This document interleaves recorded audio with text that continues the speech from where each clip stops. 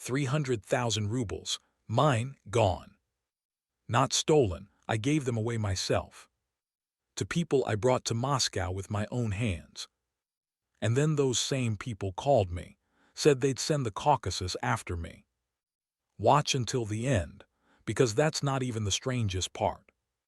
The strangest part is what happened before all of this. One man, 1,000,000 rubles, no paper, no contract, just one sentence. I'll get to that. Moscow, 2014, Tsaritsyno. Big construction site, many buildings going up at the same time. I had 5 brigades, around 50 men total, Uzbeks, Kyrgyz, Belarusians, Moldovans. Every single one of their problems came through me. One guy's work permit expires tomorrow. He needs me to take him to Sakharovo or he gets deported. You know what Sakharovo is? It's the place outside Moscow where migrants go to get their documents. Long lines, cold, and if your papers aren't right, they don't let you go home. They put you on a bus to the airport. So yes, I'm the one who drives him there. I'm the one who stands in line with him. I'm the one who pays if something is missing. Another guy needs money sent home. Urgently, his family is waiting. Third one, some crisis back in the village. His wife calling every 20 minutes. My phone never stopped, I mean never. Even when I was sitting in a police holding room, it was ringing. And the police holding room, that was just Tuesday. You want to know what it feels like to be me in Moscow in those years. Every morning you make a calculation. Do I go outside today? Because outside means maybe police stop you near the metro. Maybe a group of skinheads is waiting at the underpass.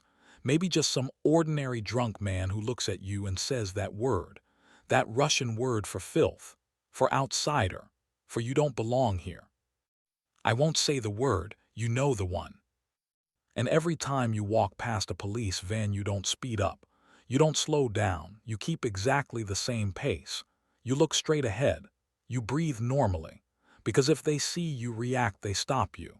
And if they stop you, the best case is you lose 2 hours and 50 rubles.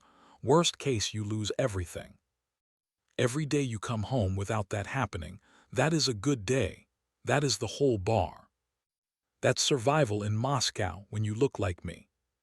And on top of all of that, I'm managing 50 men, running between construction sites across the city, negotiating with foremen, counting every ruble, protecting my people when someone tries to short them, paying out of my own pocket when the boss decides to stall.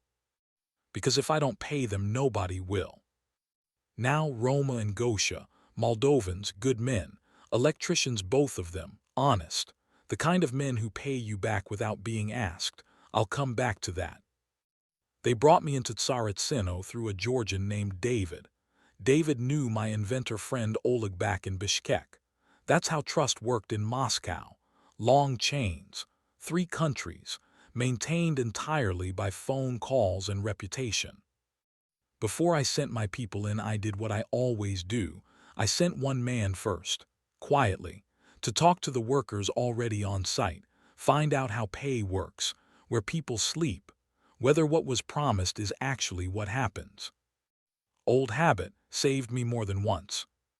Everything checked out. I brought my brigades in. 2 weeks later, one of those brigades went around me. They came back to Tsaritsyno without me, told the foreman they didn't know any Kyrgyz man, never heard of him. The site was big, dozens of buildings. They figured I'd never cross paths with them. I found out the same day. I walked up to their foreman, said one thing. When they don't pay you, and they will not pay you, don't call me. You made this choice yourselves. He laughed. I wasn't laughing. 6 months later my phone rang. It was them. They had been shorted, over 1,000,000 rubles, gone. And somehow in their telling of it, this was connected to me. My fault, my responsibility. I let them finish the whole speech. Then I said one thing. When you go to your Caucasus friends to complain, tell them the full story. Tell them how you came back to that site without me. Tell them you told the foreman you didn't know me. Tell them that part too. Don't skip it. The call ended. Meanwhile, Tsaritsyno itself was coming apart. Payments started slipping. First one brigade didn't get what was agreed, then another, then a third. I started pulling men out before it got worse, and paying them myself so they didn't leave Moscow empty-handed. 300,000 rubles total, out of my own pocket, over several weeks. I had a verbal guarantee from David, but a verbal guarantee on a Moscow construction site is worth exactly what the other man decides it's worth that particular week, not more. Then came the penthouse job, same period, different building. High floor, expensive renovation, my Moldovan crew doing the work. One floor below lived a general, Federal Security Service, FSB. He decided he didn't like what was happening above his ceiling. Not the hours specifically, not the decibel level, the workers, the kind of workers we were, where we came from, what we looked like. And so one morning 5 men in masks appeared in the corridor. No paperwork, no explanation given, no charges. My crew was taken out of that apartment and put in vehicles. Gone. The penthouse owner, a Russian man, decent actually, drove across the city to find them, made calls, found which building they were being held in. Then he paid, cash, on the spot. Not a legal fine, not an administrative fee, just money handed over to make the problem go away. Like picking up a car from impound, except these were human beings who had done nothing wrong. We walked off that job and never went back. The hours we had worked gone, the materials gone. Work incomplete means no payment. That is the rule. The trap closes around you, and from the outside it looks like your own fault. But here is the thing I still think about when I think about that whole period. Not the general, not the masked men, not the 300,000 from my own pocket. One man, one sentence, and 1,000,000 rubles placed on a kitchen table. I had known this man for 2 years. Caucasian, serious businessman. He had watched how I worked, how I treated my people. He never once asked me for anything. The day everything collapsed, Tsaritsyno sliding, penthouse abandoned, money gone, he called me, said come over. Small apartment, 1 bulb in the kitchen, 2 glasses of tea on the table, nothing else. He talked for a minute, then he put the money down. I said I can't take this, it's too much. He said we are Muslims, we help each other, tomorrow you will help someone else. That is enough for me. I said at least let me write something, sign something, some kind of paper. He laughed, said if you want recorded on video, just don't show my face. I'll repeat the whole thing on camera. I took the money. I paid every single person who was owed. The ones who had stayed loyal, they were paid first. The ones who had already left, they got what I had promised them before they left. I said I would pay, so I paid. I lost that man's contact later. He went abroad. I don't have a way to reach him now. But I think about that kitchen table more than I think about any of the bad moments from those years. 6 months after everything fell apart, Roma and Gosha came back. Paid me back everything, piece by piece over several months. Nobody asked them to. There was no contract. They just did it because they said they would. Now, one last detail about that penthouse, about the general's math. In that building, the rules were no noise before 10 in the morning, no noise after 6 in the evening, and a full 2-hour lunch break with complete silence.